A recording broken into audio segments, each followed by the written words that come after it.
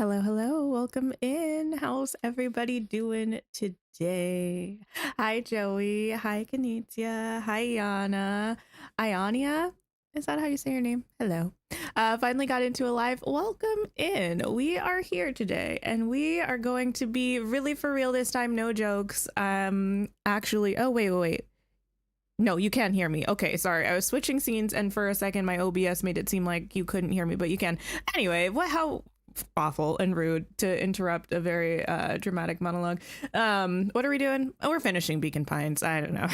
We're finishing Beacon Pines. That's the plan anyway. Ayana, gotcha. Thank you. Shelby, hello. Yeah, so I'm excited. I've been enjoying this so far. I will admit, last time, how many times did we get turned to ice? The entire place exploded into a blast of frozen tundra like 5 times. So hopefully that's not our fate today. But there's only one way to find out. Chapter 9. Oh, wait, actually, okay. So if you're just popping in, let me see. Oh.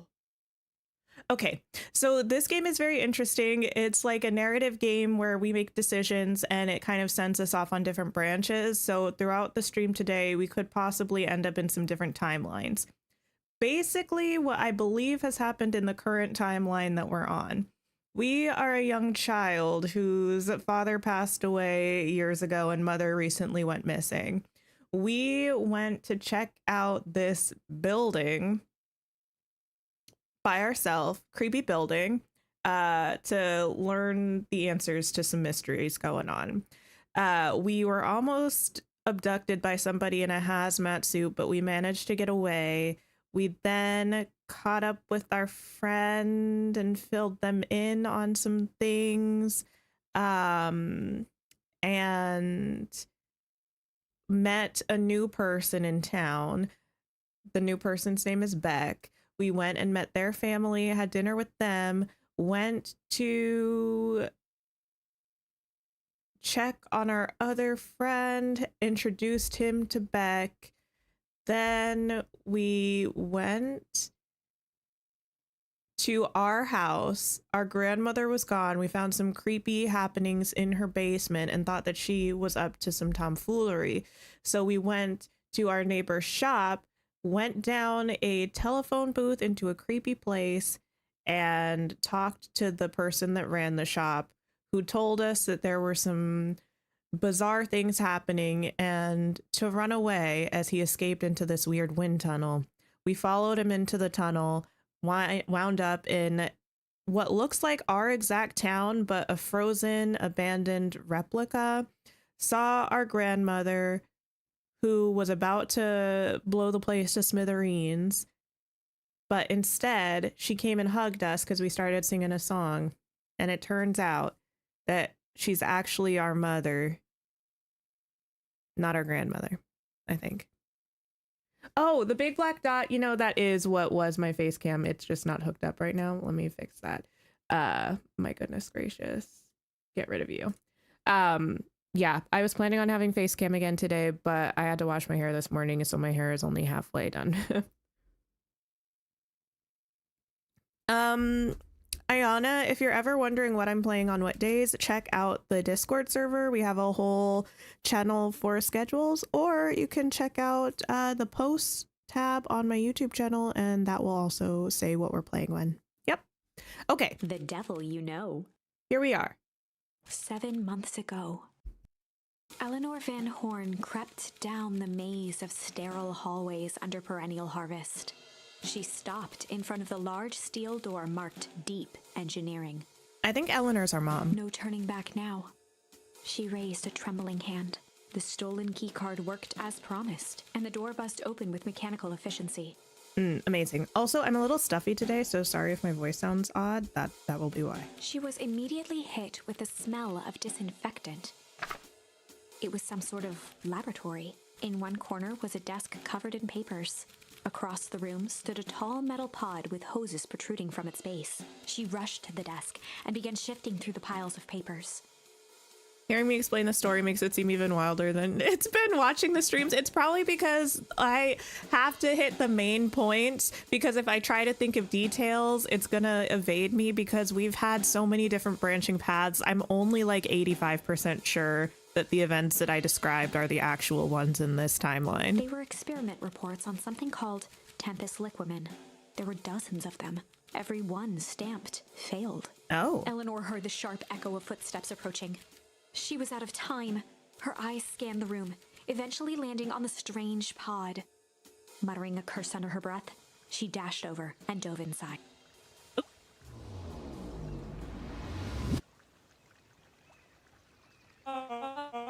And that is what change is all about? Wait, what is this?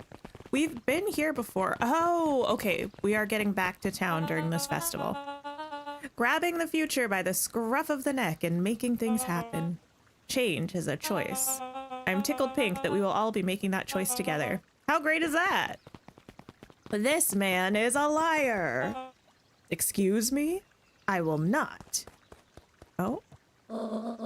This town has a dangerous secret, and perennial harvest only exists to keep it hidden. Nonsense. They picked up the whole damn town and moved it right under our noses. You aren't making any sense, dear. To be fair, that's true. If an old lady who was new to town just randomly shoved into the middle of an event and was like, this town is a decoy, I would think that they were going through something. Mr. Kerr addressed the crowd with a sarcastic tone. Imagine such a thing. It's absurd and just plain impossible. They promised they could fix the foul harvest. They told us they would clean this place up. We just had to leave town for a few days. But while they had us evacuated... Mrs. Hartford, I'm afraid I'm going to have to ask you to... You're afraid of a lot of things, aren't you? You sniveling little worm. Oh, get him, Grandma. I mean, Mom? Anyway. This is growing tiresome. A little help, please. Don't you all see? This festival is a sham. An excuse to have the whole town gather in one place. They're planning something awful. I don't know what, but these people are wicked. Wicked, you say? Listen. Wicked, you say? Don't listen to her. She has absolutely no proof. I am the proof. Dun, dun, dun. Wait, I should have waited. It would have been more dramatic after. I'm Eleanor Van Horn. Whispers filtered through the crowd.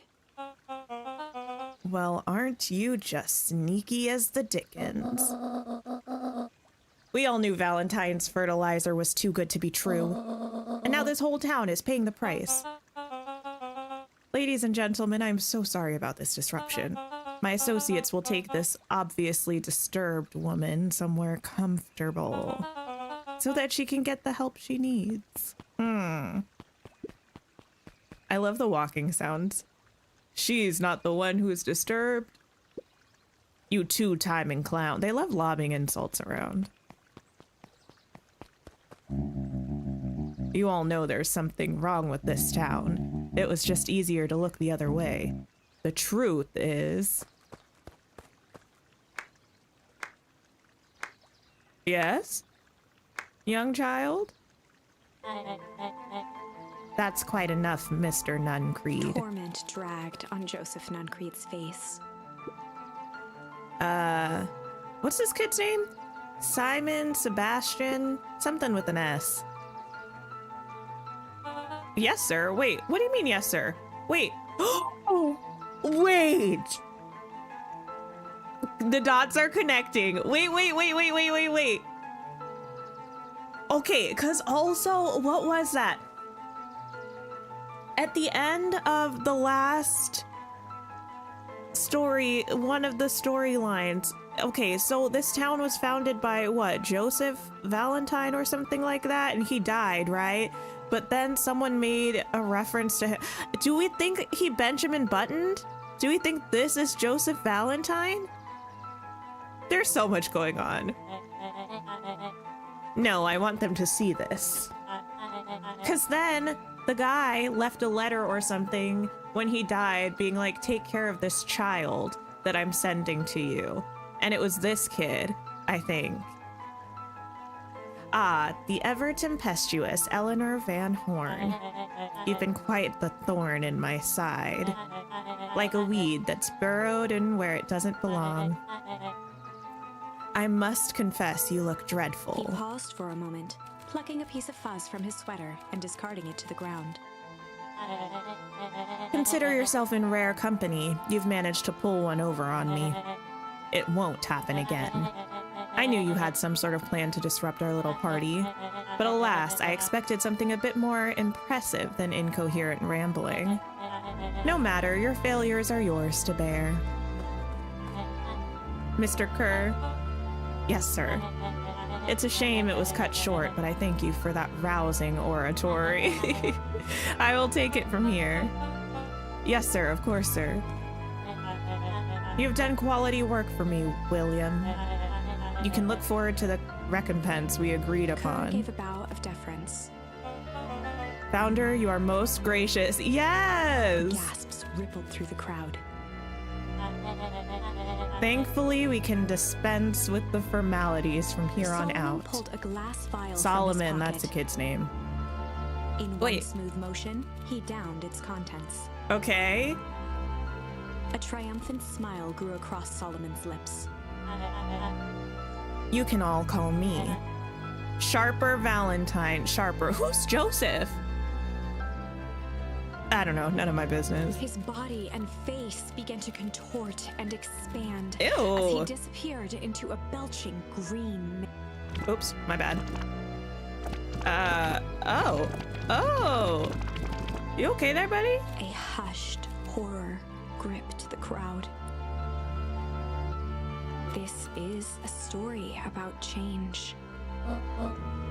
What? No. Ah, so you didn't see that coming. Good. Sharper examined his new hands. Well, this is quite the improvement. Everything looks so much smaller now. Eleanor was right about one thing. This festival was a ruse.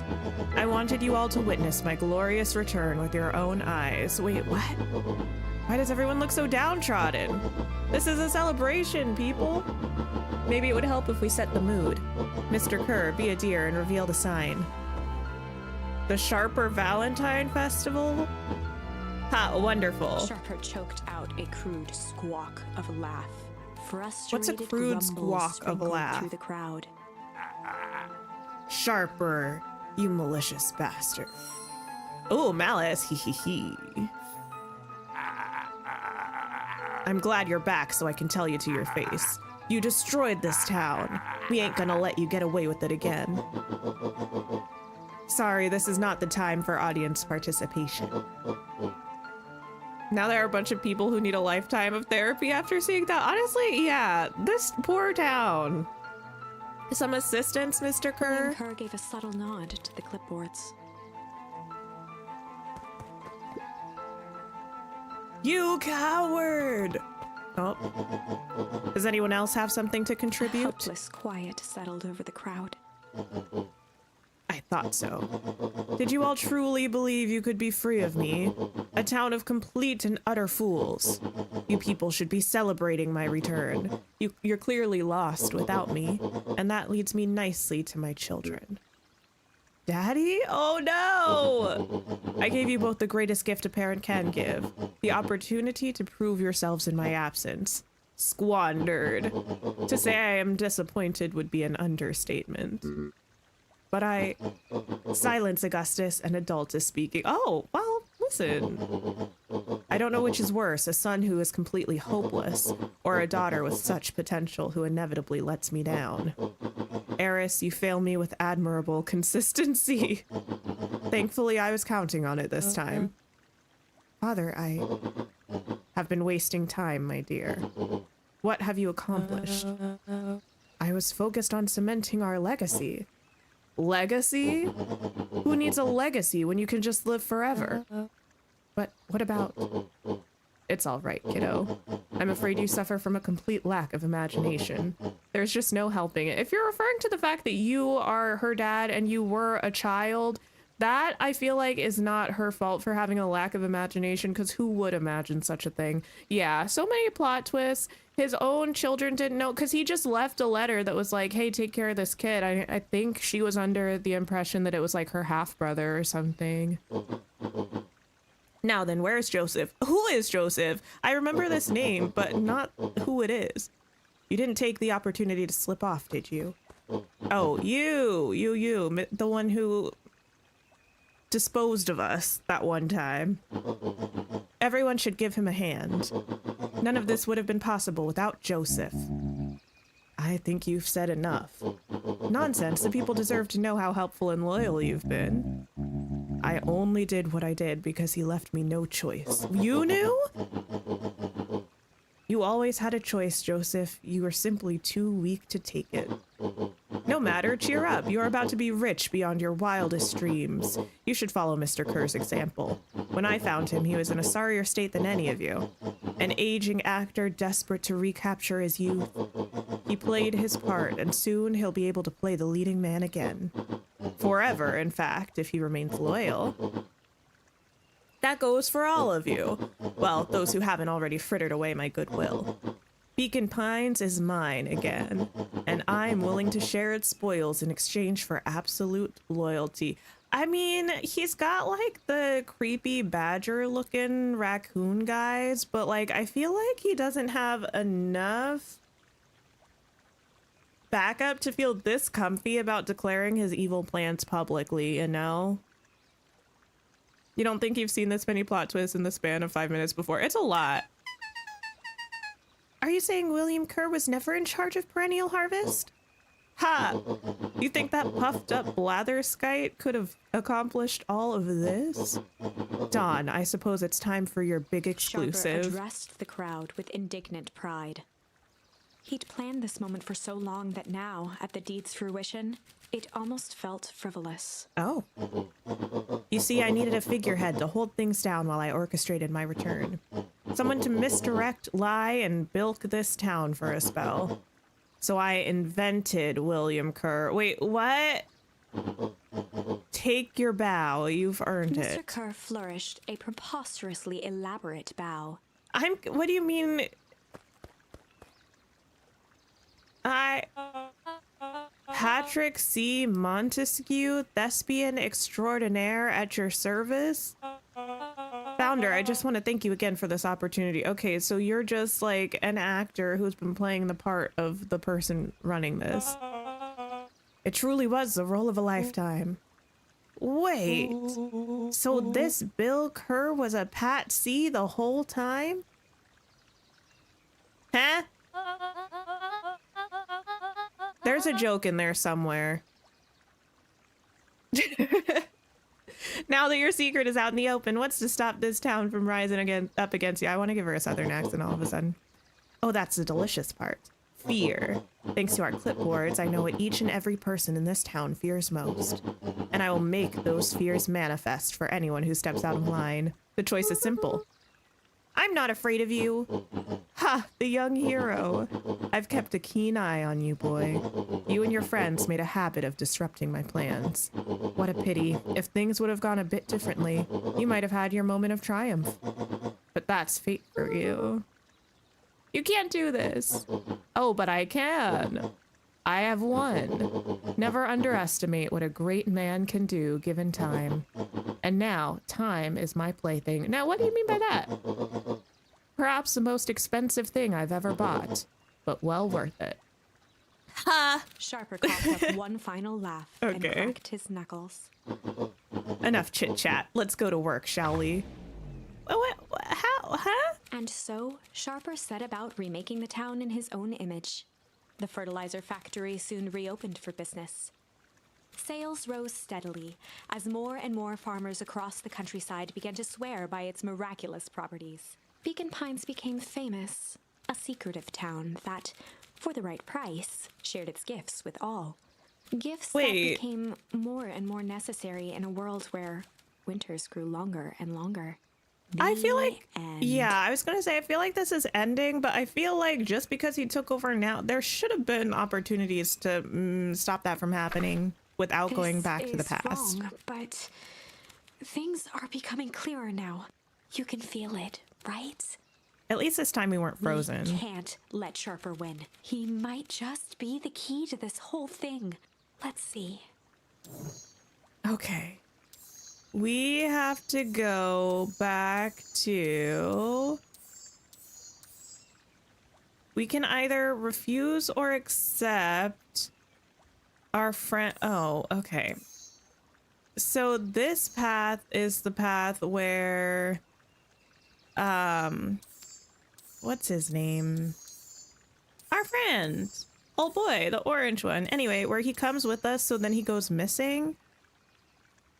And then we... What is this? In this one, the kid doesn't get pushed into the creepy ooze, so he doesn't turn into a monster if we go left. And this was where we met Mr. Nuncreed, and he disposed of us in the telephone booth the first time, but we could respond differently and have a different outcome potentially. Okay. Let's try that. Or we could go up the direction where he did become a monster. We end up with him in the frozen version of our town, and we don't let him go and the whole place freezes. Or we can let him go. I'm not ready to let him go yet. We're gonna do this one. Okay. Luke peered up at Mr. Nuncreed. Kind eyes warmed a stern face. There was a deeper emotion hiding beneath it all. It was subtle, but Luca could sense something eating away at him. There was a malice lurking behind those eyes. There was a malice lurking behind those eyes, like a trap ready to spring. Luca felt the weight of Nuncreed's hand on his shoulder. Something wasn't right. He didn't know why, but something was telling Luca to get out of there. I just want this all to be over. Oh. Of course, I'm sure it will all work out soon enough. I should get going. I told Roxy I'd check for Rollo at the treehouse. Oh, Rollo. Okay. So, who's Roxy? Oh, the sister of Rollo. Okay, Rollo's missing. We have to go to the treehouse to check on, to check and see if Rollo's there. We've met our other friend, the girl whose name I also forget right now, even though I mentioned it earlier. I think it's Beck. But I think she got pushed into the goo, but not enough to turn into a monster, just enough to turn her hair a little gray or something.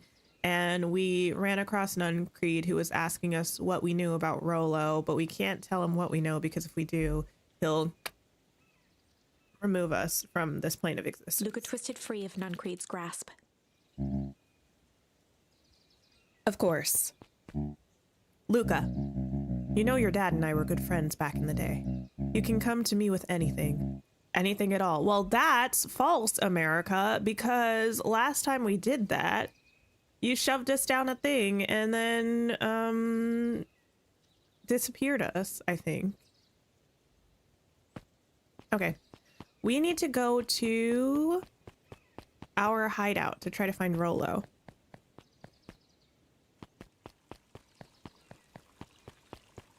Wait, can I talk to you two? These festival decorations are a bit humdrum. Now, if I were to throw a festival, it would be a thing to behold. I agree, this is all a little, or more than a little sad. It's worse than sad, it's boring. What if we did a little thing, or a little something to spice things up? Yep, I'm listening. You know that festival sign waiting to be unveiled? It would be a shame if someone... The two scurried off, eagerly formulating a plan. Oh, well, scurry off then. Goodbye. If I'm being honest, I'm not 100% sure. Oh, there it is. I couldn't remember how to get to the treehouse, but it's this way. Identify yourself, please. Nellie Modewell. I work here now. I am unable to locate you on our staff roll. Oh, I don't officially start until tomorrow. Mr. Kerr said I could come in early tonight to get a few things done. Hold, please. Clearance authorized. Thank you. Our harvest awaits. Okay. Well, enjoy. Whoa. You could get a wrench to the noggin sneaking up on a guy like that. What? Don't scare a man while he's junkin', Sonny. Evening, Jev. Isn't it kind of late to be junkin'? I might as well ask the same thing of you. Find anything good? Bah, ever since Perennial Harvest moved in, even the junk is trash. You can learn a lot about a person by looking at what they throw away.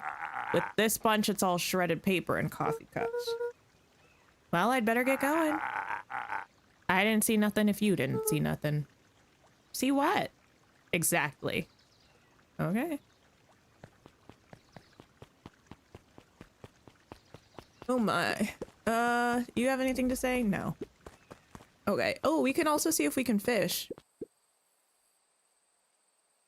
Because we have a couple new words, I think. I feel like we have one more thing we need to fish up, but I don't know. No. Luca gently put first. Yes, I know. I'm leaving though. I've caught all of those things already. To the treehouse! Frollo? He aired a long holler into the woods. Frollo! Frollo, wherever you are, I hope you're okay. Luca felt his eyes getting heavy and plopped into the beanbag. Stop. He conceded to its lumpy embrace. All right. Gonna show up, Frollo? Once We're gonna have again, another weird Luca dream. found himself in a vast black expanse. This time, he knew exactly where to go. He took a single confident step forward. The world flickered and pulsed. He found himself standing in front of the frigid air of a blazing campfire. The source. He plopped down cross-legged and gazed into the cold flame, waiting. Hi, Nicholas. Soon enough, Hello. the fire began to die out, popping sporadically, until all that was left was a single ember. Lucas stood up and dusted himself off. He plucked the glowing ember from the cold ash, examined it, and slid it into his pocket, a keepsake. The voice of his father spoke behind him. You made me proud, Buckaroo. Luca turned to face him. Dad, what is this place? A warm grin grew across his father's face. This music is so unsettling every time. A place where everything that has been and everything that could be all wait together. Luca found himself staring at his father's face, trying as hard as he could to memorize every single detail. Wait? For what? Another voice spoke out as Luca's doppelganger stepped forward. That's up to you. Without knowing why, Luca began to weep. Is any of this real? Are you real? Luca's father bent down to smudge away a tear. Of course. I'm as real as the part of you that misses me. Luca turned to look at the older version of himself. And you? The doppelganger choked back tears. I'm as real as the part of you that's angry he's gone. Oh. Does that make sense? Interesting, because last time we found out that I think our dad knew that something was up with Sharper Valentine and he was trying to put an end to it, and the mom got upset because I think she was kind of the opinion that he shouldn't do anything that put himself at risk, kind of, but it seemed like his morals were kind of too strong, and he went out to follow up on some information or something like that, and I think he never came back. Through his tears, Luca laughed. I think so. His father pulled him in for an embrace. Time to go, Buckaroo. Luca was startled from his dream by a banging on the floor. Who's that? Are you in A there? commanding voice rumbled from below. A commanding voice. Who is it? Just as Luca sprang to lock the entry hatch, the door knocked open. Oh no, not many. Chapter 5. Dangers Big and Small. Luca stumbled back. He heard the rope ladder creak under significant weight. Keeping his eyes fixed on the hatch, he inched backward to the balcony. As his hand grasped the door handle, Luca froze. A large figure clumsily wriggled up through the hole. Okay, but who is it? What? Stop right there, or I'll... Sheesh, I know it's dark and all, but I figured you'd recognize me. Why are you old? Who are you? Okay, no, Luca. I need us to use some context clues here. The large figure cocked its head inquisitively. Stop now or I'll clobber you with a baseball bat. Whoa, whoa, whoa, take it easy. Luca, you need to get your eyes checked. It's me, Rollo. Nice try, but I know you aren't Rollo. You're like one of his random uncles or something. Where is he? Uncle? Luca, quit messing around. It's me. If it really is you, prove it. Flaming chicken coop, Luca. Luca's jaw dropped. He peered more closely at the man standing in front of him. Something about him was undeniably Rollo. Yeah, maybe it's the fact that he looks exactly like Rollo. Only bigger, older, changed. How? What happened to you? When I was running away, I ran into more people in those yellow suits. They grabbed me and dragged me away. What? Where did they take you? Don't know. They threw a bag over my head. It was cold and smelled like a swimming pool. I think it was an underground lab or something. They made my hands all big and look. Rollo proudly presented his hands to Luca. Pretty sweet, right? I mean, it wouldn't be my first pick for a superpower, but beggars can't be choosers. Rollo, it wasn't just your hands. My feet too? Dang, Pa just made me new shoes. Wait, Luca, why are you so small? Luca moved to the side and pointed Rollo to his reflection in the balcony window. Yeah, buddy. What the? His hands shot up to his face. Holy Toledo! Rollo, what did they do to you? They made me drink some sort of green crud. Ew. Actually, it wasn't too bad. It kind of tasted like licorice. I passed out and woke up like this. And then I sort of smashed open my cage and escaped. Whoa, you smashed open a cage. Kinda. At least I think I did. It's all a bit of a blur. They had you in a cage? Who are these people? I don't know who did this to you, but we're gonna fix it. Fix it? This is awesome! Well, I'm just glad you're safe now. What in the aging potion? I know, I guess they have like an aging potion and a de-aging potion or something. Because how did Sharper Valentine end up in a kid's body? And then drink the potion and be an adult again? Luca, you don't need to worry about me. Sure, I got snatched, but look at it this way. I got snatched. I know where snatched people go. We may finally have a lead on what happened to your family. Oh yeah, because in this one, we don't know that our gran is our mom.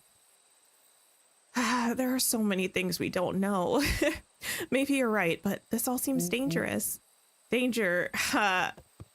Rollo shadowboxed a few jabs. I'll take them all on. Hey, fellas, what's up? Wait, no. Rollo dove behind Luca. Ah, take cover. Did I come at a bad time? Who the heck are you? This is Beck. Sorry, something truly bizarre just happened and I need help. I didn't know where else to go. So you're just hanging out here with your large adult friend? No, this is my buddy Rollo. This is your missing friend? One and the same. He seems a little old. I'll have you know this is a recent development. What the heck does that mean? Oh, I'm sorry. You're the one who just showed up out of nowhere. So we'll be asking the questions here. That's fair. How did you find us? Your silly little treehouse? There's no need for that. I think you mean our silly little mission control. I hate to break it to you, but your secret path isn't so secret. And I could hear your racket from a mile away. See, Luca, this is why we need to improve security around here. Not now, Rollo. Beck, you said something bizarre happened? Yeah, but... She shot a nervous glance at Rollo. Anything you can say around me, you can say around Rolo. This has been a weird day all around, hasn't it? Yep. Beck's eyes narrowed. Okay, so it all started when I made it back home. After falling into the green puddle, my first order of business was to try to salvage my hair. So I dyed it with some stuff from the chemistry set my mom gave me. Oh, okay. Okay. Just need to play it cool and hope no one notices. Notices what? Oh, nothing. I was just... Come over here and let me have a look. Oh, honey, what in the world did you do to your hair? I just kind of felt like a change. This is going to take forever to grow out. You were the one who said that change was a good thing, right? I was talking about your mother's new job. I was talking about us moving. Well, I guess I just took your lesson to heart. Ilona tried to put on a smile. Before I forget, I came up here to tell you that Nellie had to go to work. Tonight, her and Mr. Kerr decided it would be good for her to get some things done before tomorrow. Why would you call my mom Nellie to me? Anyway, that Kerr guy seems like a grade A creep. Beck. He is. Him and his weird cult of personality. You are not going to ruin this job for Nellie. It means too much to her. Oh, I know exactly how much it means to her. It means enough to her to exile her own daughter to this podunk town. This place sucks. The people are weird. You just don't know them yet. It's always cold. We're in the mountains. You'll get used to it. I can't even pick up a single decent station on the radio. It's all banjo music and farm reports. You know I grew up in a town not that different from this one. Is that why you're better at talking to plants than people? Oh! Okay. So here's what we're gonna do. First of all, you're grounded. Fair? What? In the morning, I'll have Nellie come and see what we can do about fixing your hair. You need to look presentable for the festival. But not another peep. She sighed, and after a moment, looked down at Beck sympathetically. I know moving is hard, honey, but that doesn't mean you have to make yourself miserable all the time. Other people seem to have that covered for me. Oh, and if you decide to rebel by dyeing your hair more... She flashed a sly grin and tousled Beck's hair. I'll just shave it off for you. Think of how rebellious you'll look then. Very funny. Thank you. Good night, sweetie. Good night, Mom. Wait.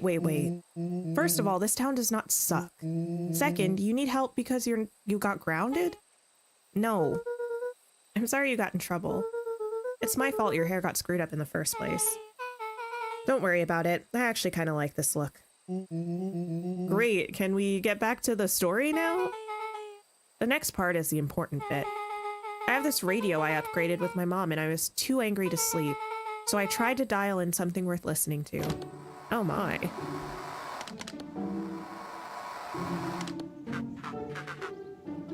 Mr. Kerr, are you there? Mr. Kerr? Yes, I'm busy. What is this? Apologies, I have the founder on the line. Patch him through immediately. One moment.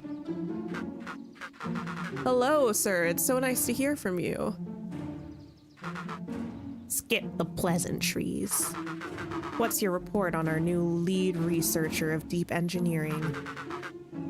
Nellie Modwell seems to be integrating nicely. At this very moment, she's working to help us meet our deadline. She offered to work overtime before I even had the chance to suggest it. Hi, Nina. Hello. Excellent. And you have faith that she's capable of finishing the work left by her predecessor? Her work must be complete before the festival. I'll make sure she stays day and night until it's accomplished. Good. You know how I feel about loose ends. Yes, sir.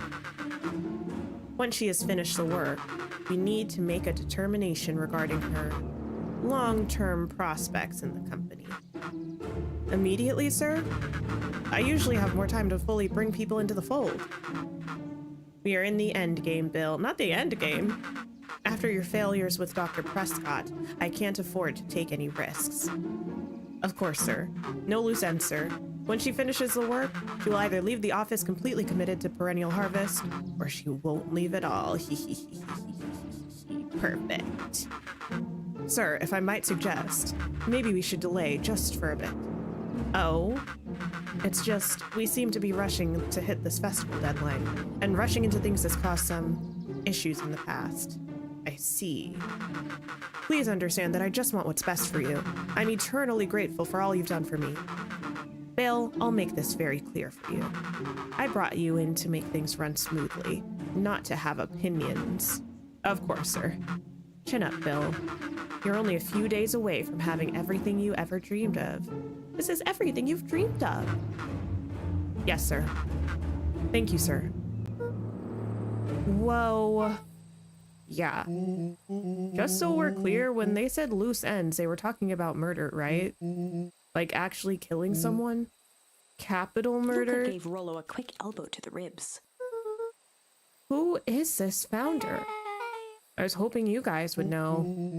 Not as far as we know, Kerr is the top banana at Perennial Harvest. He sounded scared at this founder guy. So we have an even topper banana on the field? What is my mom caught up in? Has she talked about the job much? Not really. She said she was going to come in and continue the work of someone she respected. Luca, do you think that body at the warehouse was the person Beck's mom came to replace? That would make sense. Beck, it seems like Nellie's predecessor got, loose-ended. I'm getting that impression. Okay, so we need to get your mom out of there before the festival happens. That's 2 days away. Won't she just come home after work? The creep on the radio said they were going to hold her there until then. So if she's not coming out, we gotta go in and get her. Beck flicked a large sheet of paper out of her pocket and slammed it on the floor. Maybe this'll help. You have blueprints? Well, it's really just a welcome map from my mom's PH orientation day, but it shows the layout. Sure looks like blueprints to me. Look, here's the reception area. There's a big room marked Founder's Office. It even has the exits marked. Guys. We have a deadline. We have an objective. We have blueprints. You realize what this is, right? Rollo started to wiggle with excitement. I think we're heisting! This is officially a heist. I love a heist. Chapter Love a 6. heist. The heist. They spent the night's end huddled around that small map, formulating a plan to infiltrate the headquarters of Perennial Harvest. It would be no small feat. A modern facility equipped with all manner of technology, not to mention the swarm of clipboards that would most certainly be scattered throughout. Of course. By the time the sun began to peek through the car window used as a makeshift balcony door, this could just work. The final day before the festival would be used to prepare. They'd need to pool every resource at their disposal, pull every favor with a thread. Even enlist some unsavory characters around town with important tasks only they were suited for. Oh my. Luckily, there was enough ill will and mistrust toward Perennial Harvest that alliances could be found at a bargain. Luca, Beck, and Rollo rubbed their eyes as they exited the treehouse. They hadn't slept at all that night. There was no time. The festival was to begin in 1 day, and they each had their assignments. I mean, that's great. I know we're trying to save the town and all, but we're kids. All right, quick recap. Rollo, you're going to talk to Roxy. Cordially. Actually, I feel like that's a bad idea because Roxy is Rollo's sister, and she's going to have a lot of questions about the fact that he's now years older. Without her and Fitz, this whole thing could go bust. Me, Cordial is my middle name. Uh-huh. And how do you plan to explain your He new... waved vaguely at Rollo's sizable figure. That's why we should have given someone else this task. Circumstance. But she'll be so happy I'm alive, she won't Beck even notice. snorted an involuntary giggle. And Beck, you're sure Alona won't just shoot this whole thing down when she hears it? She'll listen. Once she understands the danger Nellie is in, the danger we're all in, the plan will make sense. Okay. That leaves me with Jeff, then Iggy. How are you gonna persuade them? I'll think of They something. each looked at each other with sleepy confidence and nodded. Well, Godspeed. Yeah, Roxy is getting the scare of life. Well, probably less scary than her brother being missing, but still certainly not great. I don't even know who Jeff is. All right, let's go. Is Jeff the dumpster guy? I don't know.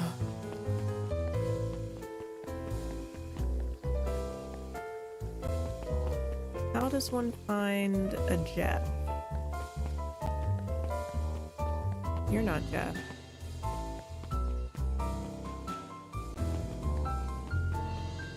Alright, what about... Yeah, I don't think you're Jeff either. No. Where is everybody? I don't imagine Jeff will be back here, but... Do you want to talk? You ever wondered why an agricultural company employs an army of survey takers? The clipboards? They say they're just trying to make us happy. Do they want to make us happy, or just figure out what makes us happy? An important distinction. Well, yes, actually. Okay. Who's Jeff? Oh, yeah, you! Hey, Jeff. What can I do you for? Well, I know how much you hate perennial harvest. Hate's a strong word. Oh, sorry, I mean, I didn't say it was a wrong word. Gotcha. So we're gonna break into their headquarters, and I thought you might be able to help. Wheezed out a long snicker. You see, I knew you kids were all right. Great, so you'll The help? joy in Jeff's face drained instantly. Not a chance. But give me one good reason I should risk my hide aiding and abetting you rascals. Looking into the sullen eyes of his would-be accomplice, Luca blurted out the first word that came to mind. Oh no. Junk! Yeah, what of it? Sonny, I've got more junk than a king has copper. Ain't interested. Oh. Luca wasn't ready to give up. He shouted out, Fight! I've done enough fighting for one lifetime, more than my share of losing. Time's come to hang up the gloves. Hi, Ignis. Hello. Hide! Jeff's brow perked up. What'd you say? Go ahead and hide Sensing then. some traction, Luca carried on with vigor. Let a bunch of kids do what needs to be done. Oh? Well... Wait, I didn't mean to press that. We're not afraid. Jeff's scowl faded with a sigh. Say what you will about old Jeff, and they all do. But you'll never hear him say I hid from nothing. One good stomp of the foot was all Jeff needed to drive his point home. What was it you kids needed? Some sort of disguise. I've got just the thing. And while we're at it, that crate should come in handy. This ain't gonna be free, you know. I'm thinking 5 bags of sour gobs should cover it. Put it on my tab. Luca offered out his open hand to seal the deal. With a firm and dusty grip, Jeff reciprocated. Done. Swing by first thing in the morning. Well, yes. We got Jorf. I need Iggy and Tish. I wonder if they're over by the creepy pool puddle thing again. Oh, there you are. Hey, Tish, look who it is. Luca, are you here to try to tickle us to death again? Look, just hear me out. Iggy raised an eyebrow suspiciously. We're listening. Iggy, I know we've both been giant bags of malice to each other. Malice? Wow, Tish. Smart guy here with the smart guy words thinks he's impressing us. Scram. We ain't interested. Not scram. Luca knew they'd need Iggy and Tish to pull this off. He tried again. I know. We've been giant bags of doo-doo to each other. Iggy gave a reluctant shrug. You're not wrong. But lately life has been kinda strange, you know? He considered the point. Things have been weird around here. So I'm offering a truce and asking for your help. What do you say we break our hostilities, at least for now? We do like breaking things. Even if a truce means less breaking things. What if I told you there was a way to have a truce and break stuff? Go on. I need you to cause a distraction so I can sneak into Perennial Harvest HQ. A wild-eyed grin spread across Iggy's face. My, Luca Van Horn, I'm impressed. And after this is all done, maybe you and Tish can come hang out at the treehouse Iggy sometime. glanced over to Tish, who nodded in agreement. Fine. But not because we want to see your crappy treehouse. We just like to cause chaos. With a quick nod, Luca was off. Yes! Did you hear that, Iggy Tish? gazed up at Tish with a smile. He invited us to hang out at the A single treehouse. tear ran down Tish's cheek. Oh, I never expected this day to come. How wonderful. That's the first time she said anything that wasn't yup. Chapter 7. I To think. the hive. A good heist requires preparation, and thorough preparation takes time, something they had precious little of. So far, everything was in order. Jeff, Iggy, and Tish all agreed to do their part. Beck radioed Luca that night with a simple and covert message. We are locked and loaded on my end. Okay. And Rollo, after a lengthy confession, managed to persuade Roxy and Fitz to help. You have a soft spot for Iggy after the other storyline. He Yeah, stowed me away in too. mission control for the night to avoid attracting attention. He's a little bully, but he's alright deep down. Rollo, being uniquely suited for the role, would be the first to breach Perennial Harvest. The outfit provided by Jeff wasn't perfect, but a convincing disguise is 10% wardrobe, 90% confidence. I mean, sure. Rollo took a few vigorous breaths and shook out his arms. Just stay calm, Rollo. You can do this.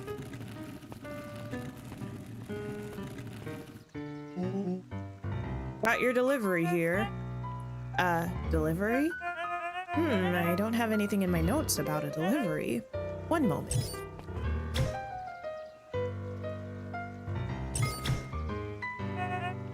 I'm so sorry, but there's no delivery scheduled for this morning.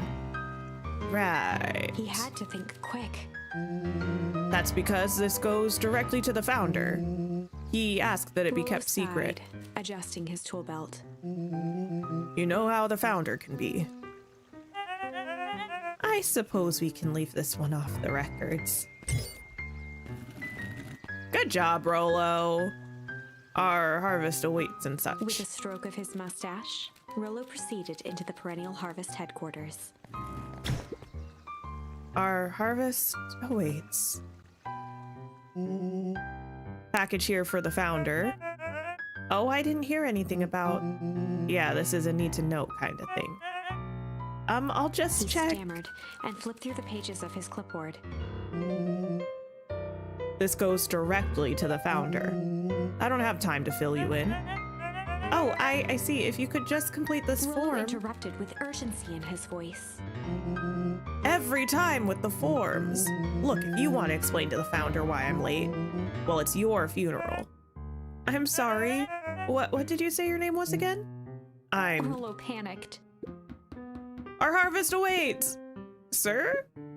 That's a restricted area. Excuse me, sir? Rollo, you couldn't even think of a fake name? Ready to light this candle, Tish? Yep. Suck on this perennial ham fist. Okay. It's a fire. Okay. What was The that? distraction was enough for Rollo to regain his confidence. Just open the door. I've got a job to do. Clipboard fumbled around in a frenzy. I feel like I should check on that noise. Oh, come on. Just buzz me in already. Okay, okay. I feel like they really wouldn't do that after you just tried to run in there without even giving your name, right? I don't know. Phew. That was close. Our harvest awaits. Hey, I figure when in doubt, stick with the classics. Well, that was a close one. But you pulled it off. Nice work, Rolo. All right, everyone knows what to do? Yep, deep engineering is to the north. I'll go with Beck, in case she needs some muscle. I'll head east to the founder's office. You two be safe. Locate the founder's office. That's odd. There's not even any cups for the water. Oh no. You can do it? A hallway to nowhere? What's going on here? Okay, well. What is this? Huh? Oh! Solomon? Solomon stopped in his tracks. Luca? What are you doing here? It's a long story. Are you okay? A of confusion flashed across Solomon's face. His words rushed out dramatically. No, I am most certainly not okay. Some strange people grabbed me and... Were they in hazmat suits? Oh no. Yes, how did you know? They brought me here and locked me up. When they were distracted, I ran. Dang, okay, you should stick with me. We've got a plan. Solomon's facade briefly faltered. Yeah, Rolo and Beck are headed to deep engineering. Thank heavens you found me. We've got to get out of here. We can't leave just yet, but they'll catch us again. I gotta do something first. When you were running, did you happen to see a door marked Founder? Founder? Why are you looking for him? I'm not. I just need to get into that office. Now that you mention it, I do think I saw a door that said Founder. It was just down this way. Luca happened to notice a plaque above the door. Office of the Founder. Knocking comes with consequence. Oh, here it is. So it is. It's pretty lucky that I ran into you, or else I might have missed it. Truly fortunate. Luca tried the handle. Locked. Solomon leaned forward to examine the mechanism. Regrettably, it seems to be some sort of electric lock. I don't see how we could possibly defeat a lock like Luca that. smiled and looked at his watch. Should we be helping him? No, but Luca doesn't know. Luca hasn't lived through that storyline. We have. Let's just wait a minute. Well...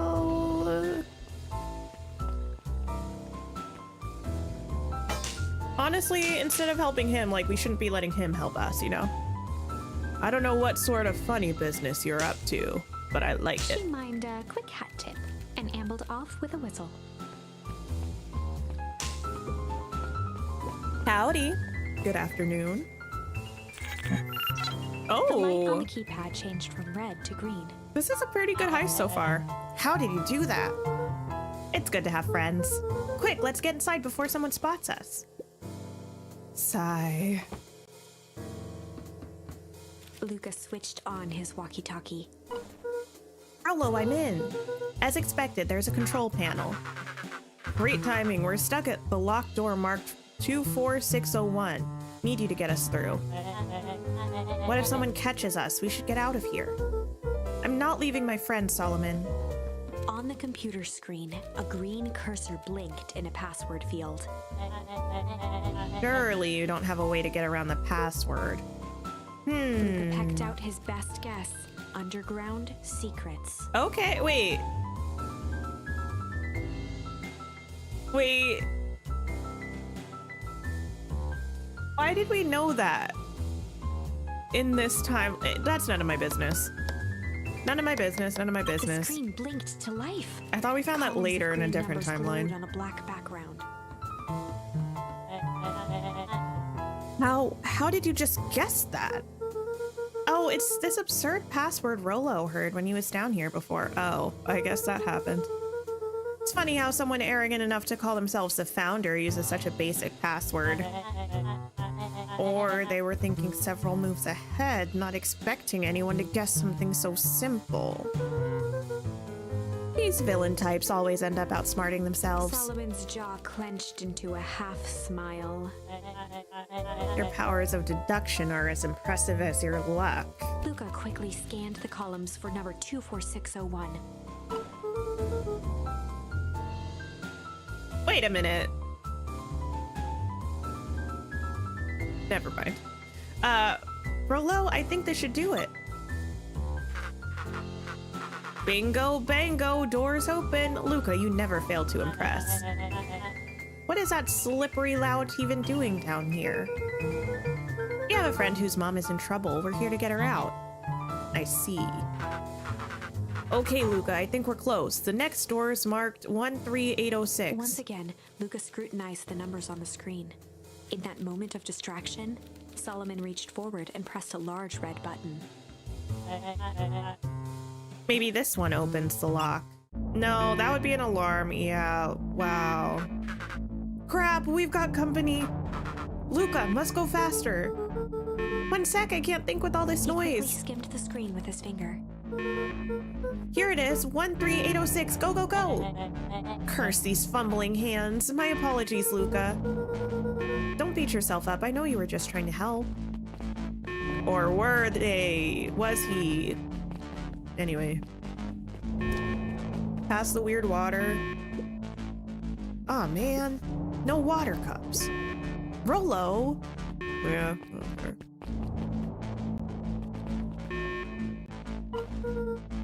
Oh, are you okay? Rolo, come in. Mr. Kerr approached with a sneer and spoke into his walkie-talkie. You can turn off the alarms. They're trapped. With self-satisfaction, he called into the hallway. That, my dears, is a dead end. Nowhere to run. Okay. Rolo, where are you? Are you okay? Yeah, I think we lost him. Making our way back to Nellie's office. Huh? Oh, I see. Okay, you two rabble-rousers are coming with us. Nope. Oh! Make a break for it! Did they just kick me? Don't just stand there after them. The character clutching its knee was very funny. Okay, I think that worked. Roxy and Fitz have them on a wild goose chase. I'm having trouble following what just happened. Like I said, it's good to have friends. Rolo, how long do you think Roxy can distract them? How long can Roxy keep someone so pissed off they can't see straight? Let's just say we've got time.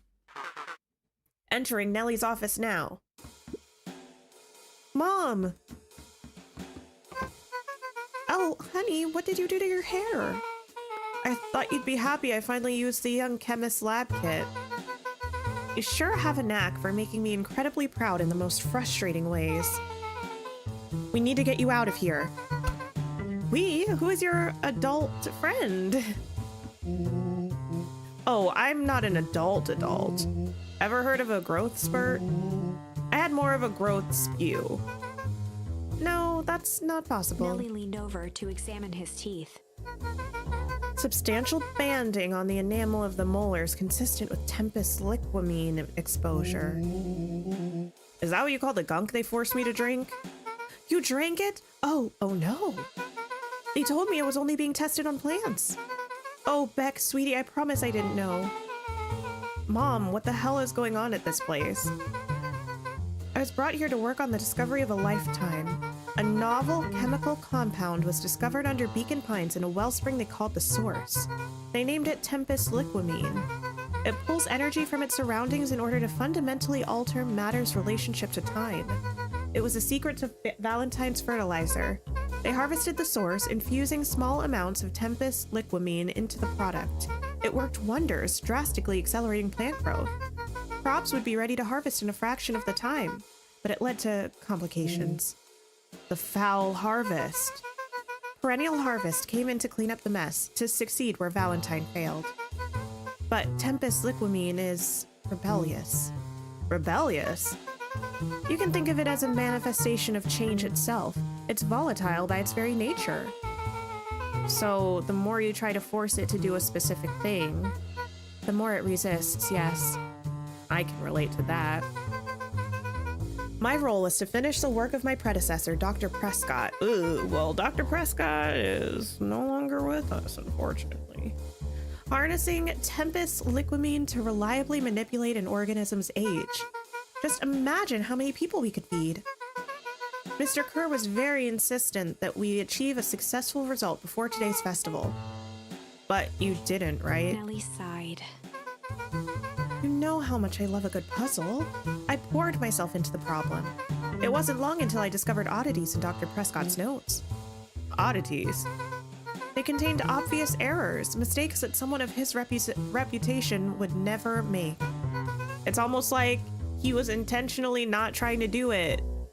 So I fixed them and now I get to replace my entire wardrobe. I really am truly sorry. Those clothes were all hand-me-downs anyway. Sounds like Dr. Prescott figured it out, got cold feet, and intentionally sabotaged his own work. I had considered that possibility. I've sent a letter asking him to clarify his thinking. Mom, Dr. Prescott is dead. Kerr had him killed. What? I overheard them talking about it on the radio. It's why we gotta get you out of here. I just... like now. Yeah, Wait, the vial! I finally solved the chemical equation allowing direct control of aging. Mr. Kerr picked it up just before you came. All the more reason we gotta hightail it. Luca, we've got Dr. Modwell heading your way now. Roger that, be careful. All right, everything's on track. And what is your plan for escape? Oh, goodness. We'll go over everything when they get here. In the meantime, maybe we can dig up some more info. We can try. Let's see what else this bad boy has on it. Security system, time card logs, payroll. You know, for being so evil, this guy sure is boring. Solomon muttered inaudibly. Just you wait. Huh? Oh, nothing. Malice 80 proof whiskey. A hard drink for a hard man. Wow, even if it's alcohol is arrogant. Solomon once again muttered under his breath. I should just smother you right now. What's that? Luca! I said I shouldn't bother you right now. Don't be silly, you're no bother at all. Oh, Luca. No, I'm also nervous, Kanitzia. Luca tugged on each of the cabinets. Dang, this must be the good stuff. They are all locked. Perhaps he's not as careless as you suspected.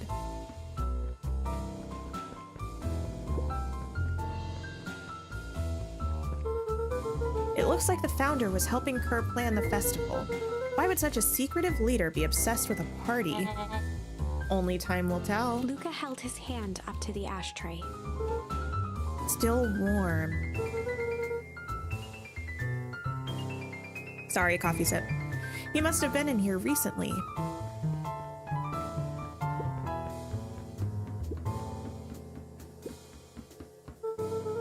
I'm really sorry you got dragged into this mess, Solomon.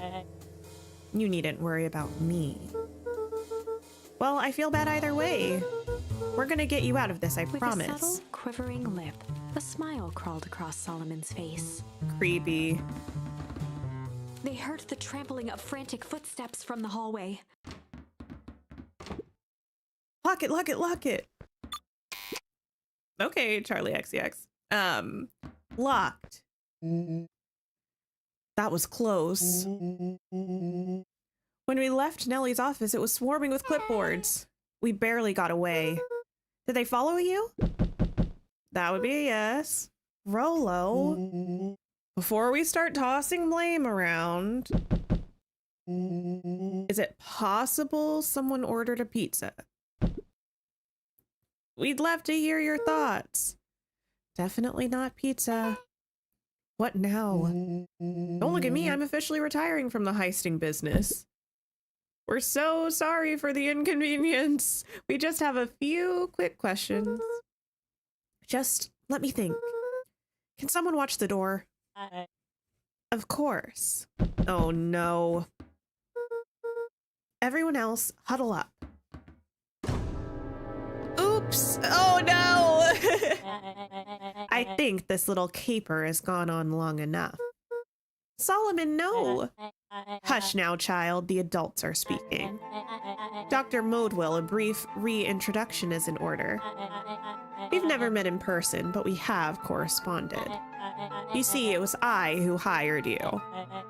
Solomon, the pathetic orphan child, the powerful and enigmatic founder, Sharper, the fallen progenitor who created this town.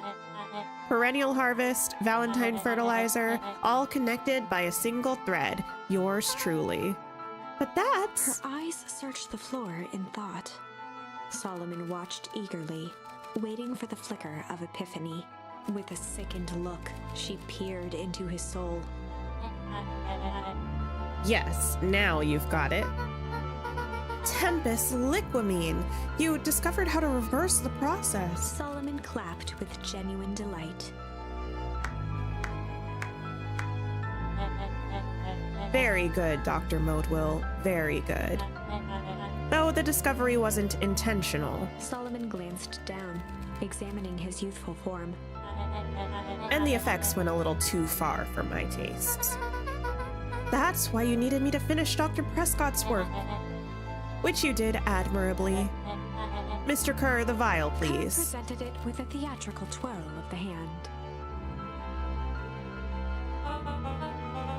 May I present to you the eighth wonder Before of he could the... finish, Rollo snatched the vial from Kerr's Yes!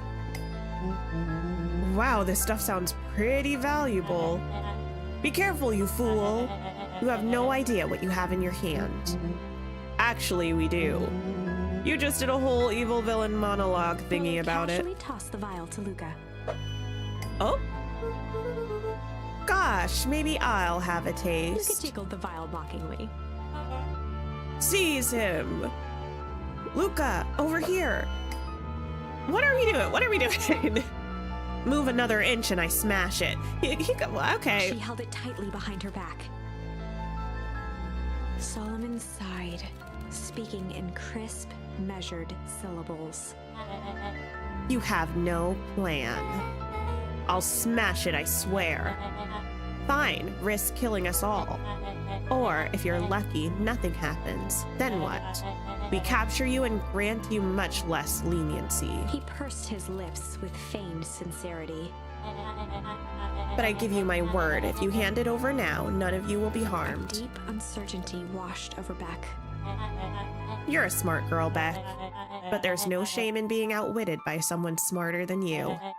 We both know there's only one way this She ends. looked to Nellie shakily. With a dispirited nod, Nellie sighed in defeat. Wait a minute. Beck slowly approached Solomon.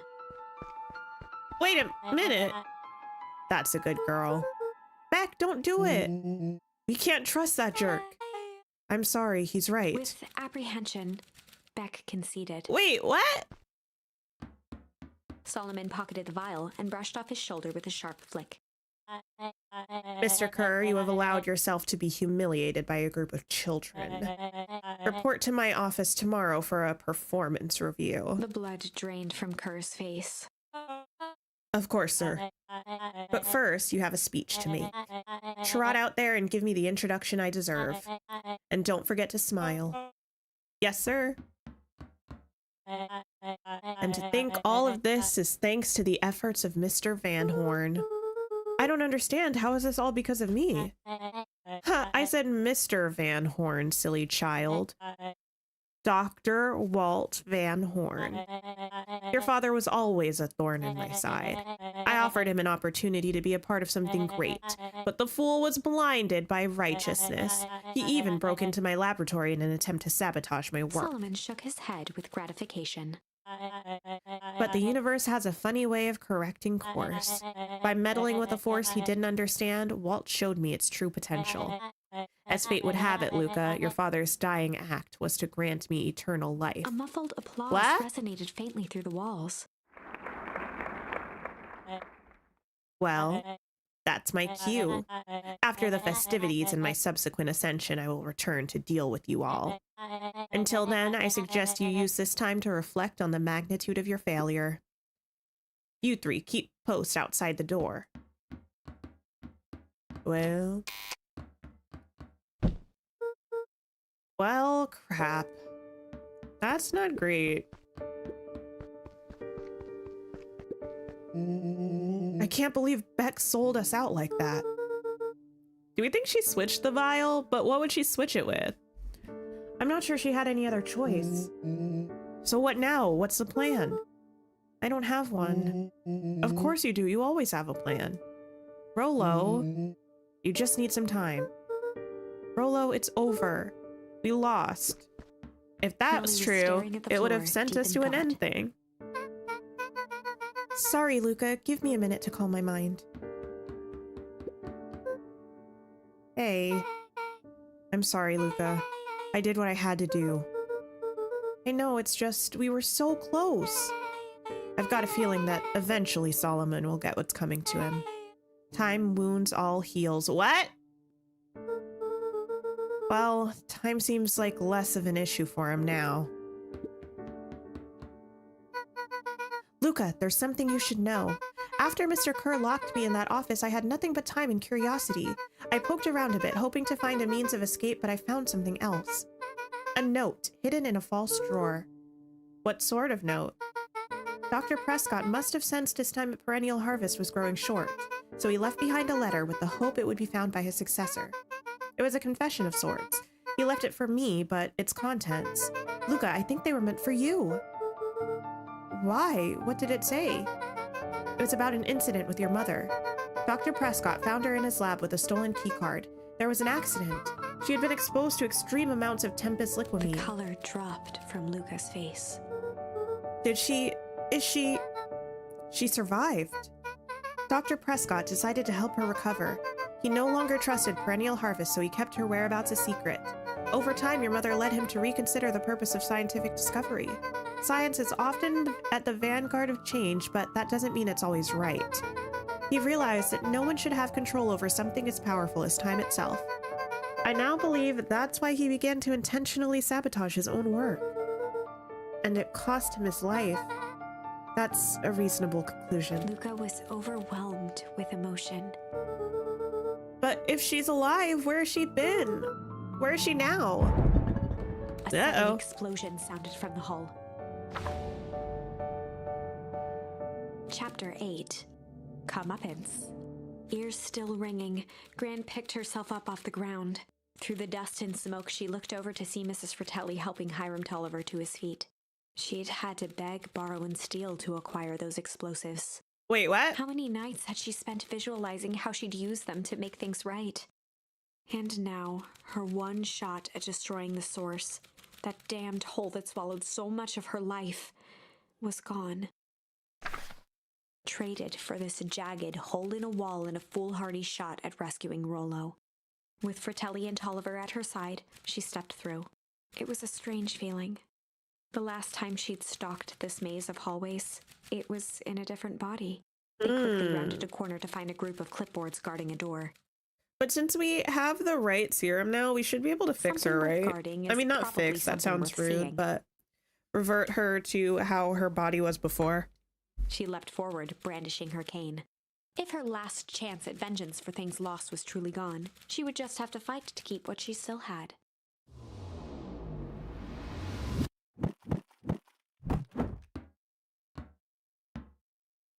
Oh, I literally just whacked my... Hello? My microphone. Gran, what are you doing here? Luca, what are you doing here? We're here to save Nellie. We're here to save Rollo. Hey, Mrs. Luca's Gran. That's awful nice of you, but I'm fine. Oh no, what did they... Gran, there's no time to explain. We have to go now. Come on, everyone. We've got a party to crash. They made their way out from deep within Perennial Harvest, just as Solomon finished up his speech. Thankfully, we can dispense with the formalities from here on out. Solomon pulled a glass vial from his pocket. We've got to stop him. In one smooth motion, he downed its contents. A No! triumphant smile grew across Solomon's lips. Although I don't know why him actually drinking the thing should be the deciding factor, you know? Well, I guess that's it. We lost. I wouldn't be so sure about that. With a mischievous look, Beck elbowed Luca. Remember when I had the vial behind my back? Ah, yes, girl. May have tweaked his wonder potion with a little change. I might have tweaked his wonder potion with a little change. Like pocket change? Your unlucky penny. Yeah, I plopped it in the vial when no one was looking. What's that going to do? No idea. That's the beauty of science. Now we observe. You can all call me Sharper Valentine. Hey, His kitty. body and face began to contort and expand as he disappeared into a belching green mist. And what happens?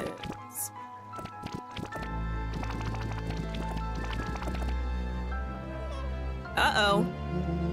Holy crap, he's a baby? Yeah, but he's still Sharper, right? What he was no longer matters. This is an innocent child. Look at that baby side-eyeing. I apologize for all the harm my father has caused Eris you. awkwardly cradled the squirming child. She looked to her brother, her voice shaking with uncertainty. Augustus, what do we... We do what Valentines always do. What must be done. I'll hurry home and prepare a crib for young Sharper. That would be a great help, thank She you. looked back down at the infant with equal parts kindness and terror in her eyes.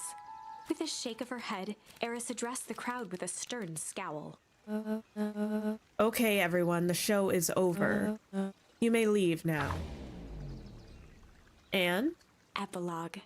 Oh. Beacon Pine's coldest summer on record came and went without much fanfare. Well. Folks shared what they had, and none were left wanting. The new school year was ushered in by the falling leaves of autumn. After everything Luca, Rollo, and Beck had been through, middle school was bearable. The chill Okay. of winter didn't seem to bother people much. They kindled a hope for a better future in their hearts. When spring arrived, farmers planted their crops with a sense of joy and optimism. Wait, okay, no, I'm gonna let you finish, but... And as the dawn of the first day of summer came again, its light slowly spread through the shallow valley. It Okay. crept over the town square, across the river, past the neglected welcome sign, and came to rest on a young boy sleeping at dawn. His mind at peace, knowing he is here for a reason. I'm confused a little bit.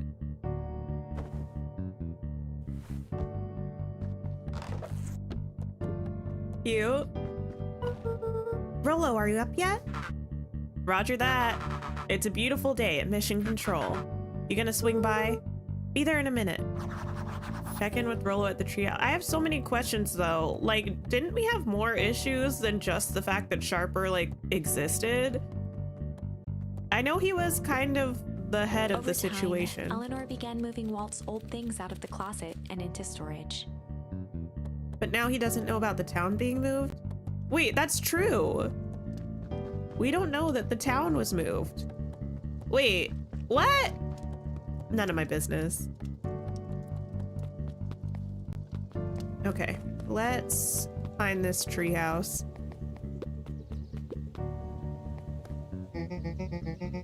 I hear you and Rollo have big plans for that little treehouse. Yeah, it started getting crowded after we revoked the max capacity 1 Rollo, 1 Luca rule. So we decided to expand, but at least we've got some help with that. How's the internship at Nellie and Alona's shop going? It's been great. I'm hoping it helps me get into the School of Agriculture up at State. Also, Nellie said she'd write a letter of recommendation, which would be huge. I just can't help but worry about leaving Rolo. He's grown up so fast, but he's still my little brother. Yeah, he had a heck of a growth spurt. I don't just mean grown, literally. This morning he was up and finished his chores before I even had breakfast. Okay, wait, what? Oh, never mind. We're gonna wait. Well, some of that might be his excitement about the treehouse renovations. Don't tell him this, because it'll go to his head, but I'm really proud of that little punk. I'm sure he feels the same way, but he's just too dang proud to tell you. I know. Alrighty. Can I have this? No. Okay.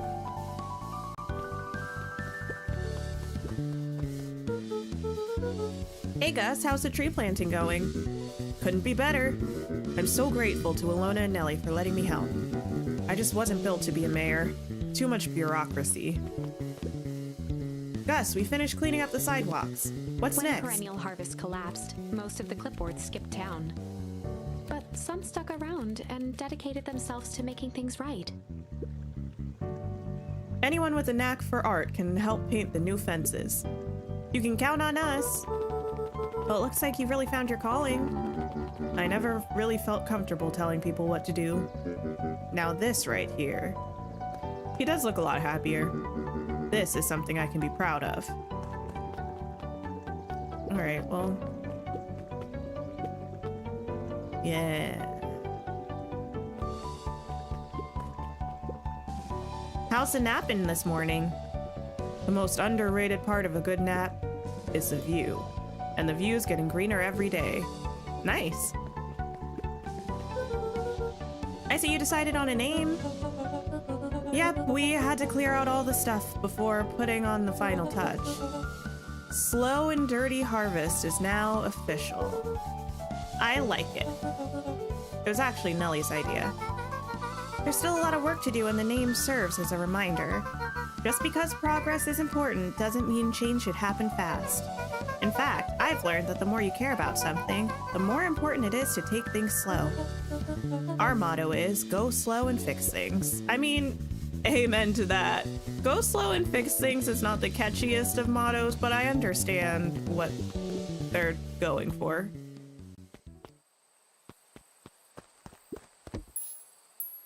I do have a feeling that I missed one of these, but Luca I don't know if that's true. Fish half.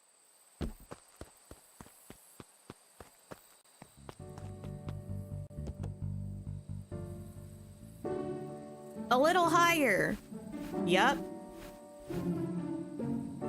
Little lower. Yup. Little higher. Yup. Y'all. I'm telling ya, the angle isn't the issue. We need more power to the radio. That does look dangerous. Luca, there you are. Would you tell him it's not the angle? Hey, I'm not in charge of antenna redesign. Fine, fine. Iggy, just don't do anything drastic until we get back. Who, me? Tish, you're in charge while I'm gone. Yep. Alright. They'll be fine, right? It'll be fine. If we really want mission control to turn into something bigger and better, we have to loosen our grip a bit. You're right. Lead the way. Check in with Beck at her house. Okay.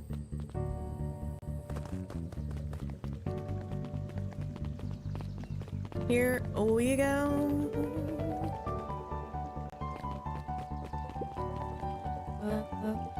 Young Mr. Van Horn. How's little Solomon, Sharper, doing? Young Sharper seems to enjoy nature more than I, so we do a lot of strolling these days. Has he, you know, attempted to crawl out of his crib and plot world domination? Yeah. Thankfully, no. I spoke at length with Dr. Modewell, and she feels that Sharper's infant mind was not developed enough to retain his previous memories. For all intents and purposes, the child is unmolded clay. I don't know, that glare says otherwise. Let's hope he's a little nicer the second time around. That is the objective, yes. But really all I can do is try and hope. 2 activities I am endeavoring to find less distasteful. Well, I think you're doing a great job. And the whole town is ready to help out however we can. I can't wait to teach him to throw a baseball. Eris did her best to ignore the tears welling in her eyes. That would be acceptable. What's today's news that needs knowing? I'll give you tomorrow's headline today. Our old friend, Patrick C. Montesquieu, aka William Kerr, just performed a stirring rendition of The Iceman Cometh at the State Correctional Facility. I hear there wasn't a dry eye in the house. Well, I guess he has plenty of time to work on his craft. Alright, well, we know that he went to Horizon.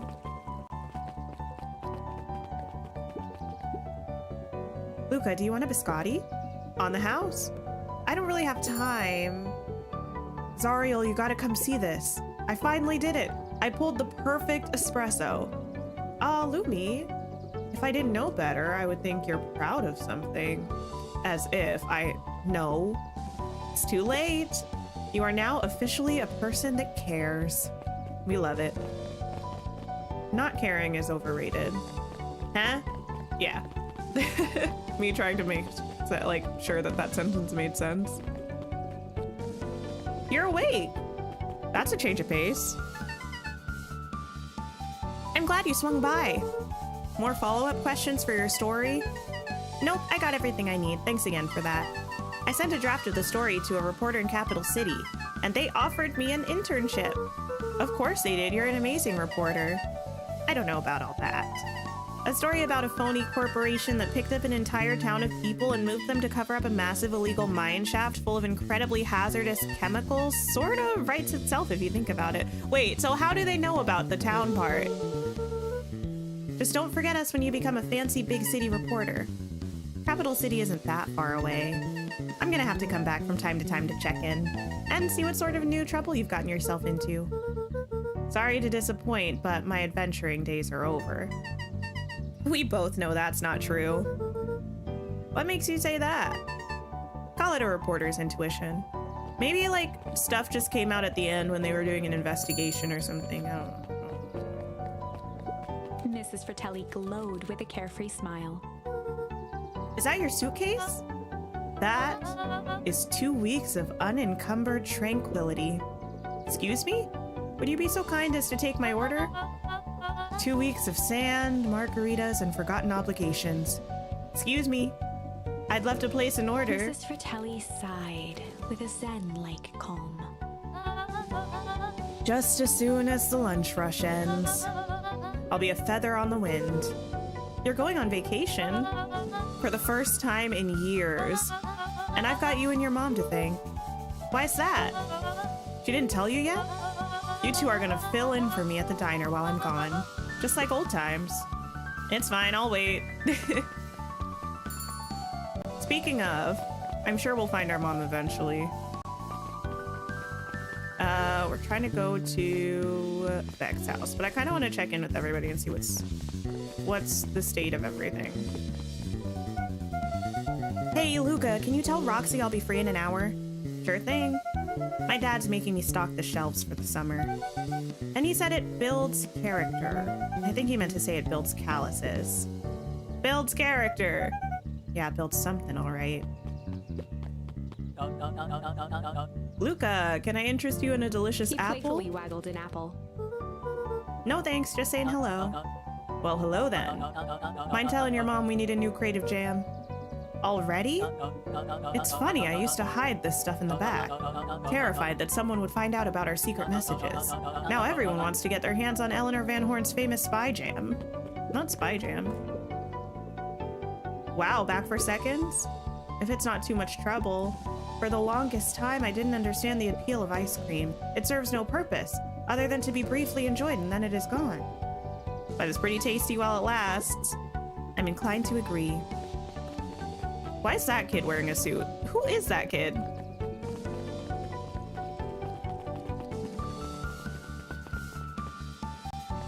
Okay. Gotta get to Beck's house. Wait, what? Who are all those rabbits? over the school I think they're year, rabbits. Kato and Bert had become close friends. But did you know that when they covered up the source, they found a new species of fungus?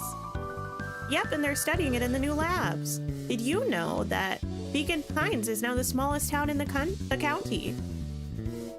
Yep, close to the population before Perennial Harvest moved in. It typically went on like this for quite some time. That's kind of cute, though. I can't believe it's over. Yeah, the town's really starting to turn a new leaf. The town? I was talking about Hank Atomic. I just finished the last issue. How was it? Don't ask that question, he's gonna spoil it for you. As great as always. Hank finally returned to Earth. But I just feel weird now. Weird can be cool. It just means you're ready for something new. Any suggestions? You could ask Miss Hatch about what she's always reading. She seems to really enjoy it. Huh, maybe I'll do that. You, on the other hand, do understand the purpose of ice cream. Ice cream is fabulous. Ice cream is wonderful. We love ice cream. Peeked over Piper's shoulder. Laid stealthily inside a large volume of mathematics was the first issue of Hank Atomic. Okay, Piper, are you reading Hank Atomic? Do you mind not telling anyone? I've kind of got a reputation to uphold. Oh, it's nothing to be ashamed of. Just about every kid in town reads Hank Atomic. Honestly, I'm excited for you. What I'd give to start over fresh, to experience it for the first time again. I guess that's the downside of finishing something nice. At least now I can enjoy it again through you. Promise to tell me about it as you go? Sure thing. Okay, cute. Run, Luca, run! Hey, Mr. Nuncreed. Okay, we ever gonna talk about, like, okay, in this timeline, he didn't actually dispose of me, but in this timeline, he had the potential to dispose of me, and that's something that we haven't addressed, you know? I'm gonna go see my dad in a bit. Did you want to come with? Even after everything I did, you'd still... Mr. Nuncreed shook his head. You really are your father's son, aren't you? I don't think I'm ready for that yet. Well, you're always invited. I bet he'd love to hear from you. I'll visit Walt in my own time. You run along now. Yeah, who are these kids? With Perennial Harvest gone, the transportation tubes were left unused. Come one, come all. No one is too big, no one is too small. For Jeff's wild ride. Maybe not completely unused. This feels like, do you have permits for this? Just one piece of candy for the ride of your life. Who's next? Me. Okay. All right. Guess what? Yesterday I saw a Dynastis Tidius. Sure. And that's good? It's great. I haven't spotted one of those in years. At this rate, Beacon Pines is going to become the bug capital of the county. No thank you. Actually, no thanks. Wait. I don't need to be this way. I need to be this way.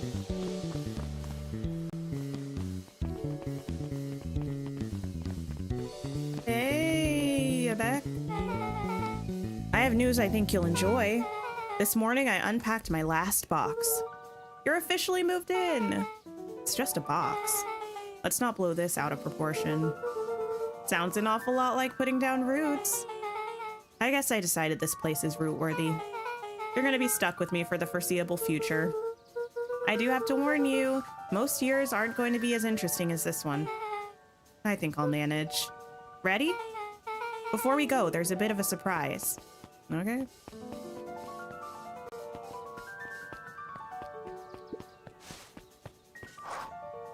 I have a tree. My mom's prepared this tree especially for you. They didn't have to do that. It wasn't just them. Just about the whole town pitched in. Wait, for one tree? We all owe you. It should do okay in the cold of old Beacon Pines, and thrive as things warm up. That's perfect. Oh, he's gonna put it with his dad because they took down the tree to move it for this one, right? When you're ready, take Jeff's wild ride to old Beacon Pines. Okay. I feel like we pretty much have checked in with everybody, except our mom, but I wonder if she's going to be at Old Beacon Pines.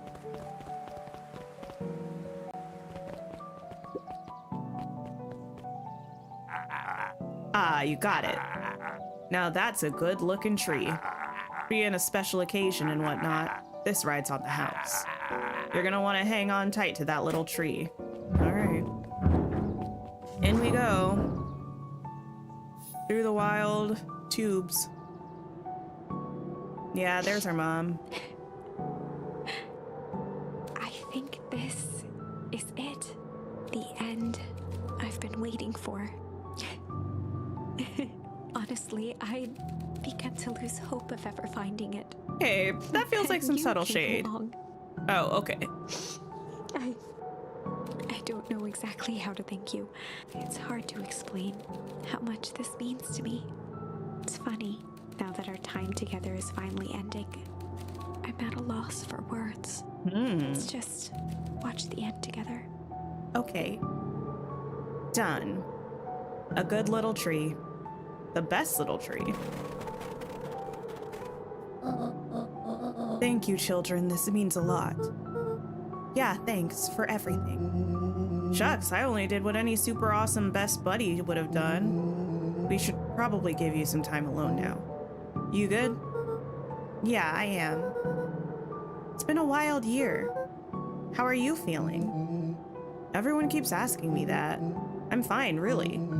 Pa always says the only thing fitter than a fiddle is a cello. I feel like a dang cello. Well, if you ever stop feeling like a cello, I'm here for you. I know, you don't even have to say it. You two make an awesome pair. Excuse me? We're a trio now. Yep. Thanks. There's just one thing missing now that you're a part of our group. Missing? Let me tell you a little story about a man named Tank Atomic. Oh, God. I won't be long. We'll be waiting for you back at the phone booth. I found the perfect way to start our summer. All right. You've got some good friends. I'm so proud of you. Your father would be so proud. I know. Mom, can I ask you a question? Do you ever dream about Dad? Not a night goes by that I don't. Are you ever afraid that you're going to forget him? Forget what he looked like? Forget his voice? No, because so much of him lives on in you. Oh! He loved that old tree, but I know he would have loved this one more. Because his two favorite people planted it. I'll give you two a moment. Oh.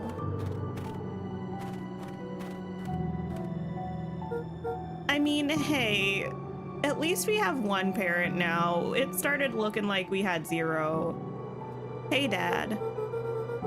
Dr. Modwell says that over the next few years, this place should warm up.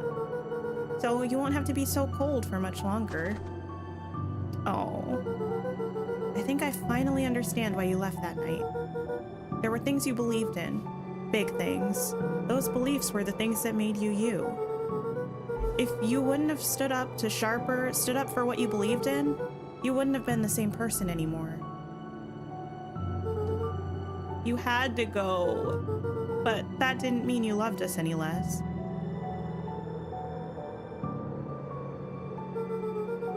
I might not visit you as much as I used to. I know you understand.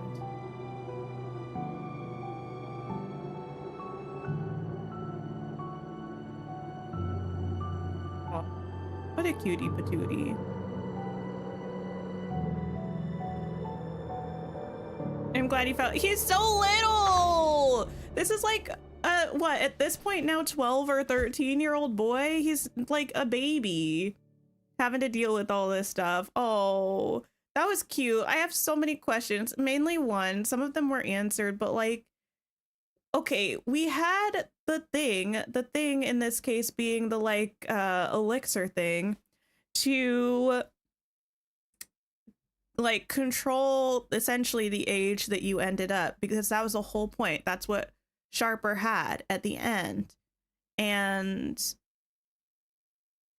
it had to be tampered with in order for it to be wonky. You know what I mean? Which is why he ended up a baby.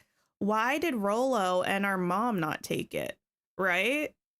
To fix what had been made wonky.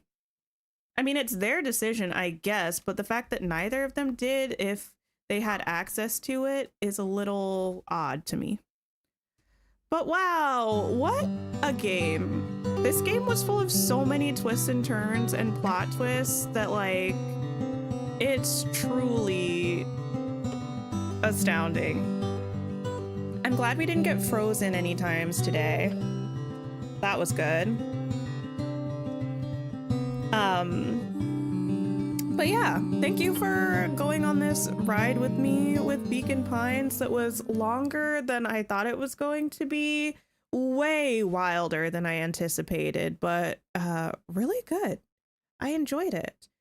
But yeah, a bit of a short stream, but we succeeded in wrapping up this story, and we will be back tomorrow with some Dreamlight Valley. So I hope you all have a wonderful, wonderful rest of your day or night, and take care of yourselves, and I will see you all tomorrow.